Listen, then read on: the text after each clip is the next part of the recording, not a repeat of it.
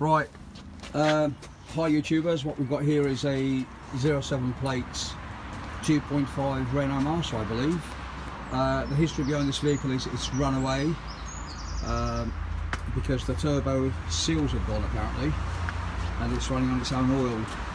Since then we've not been able to start the vehicle. It's had various tests done to it. What I've decided to do now is just another quick test, because we've got no fuel pressure whatsoever reading on the scanner. Do us a favour, Aaron, can you spin it over please? I've disconnected the pipes to the injectors, and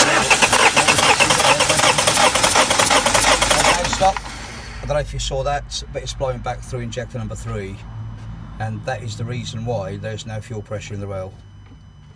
Okay, I hope this video can be useful to some of you out there. If you enjoyed it, please click the like button, sounding Chinese now. If you've got any questions or comments regarding this video and this particular job, please leave them below. Until the next time, bye bye.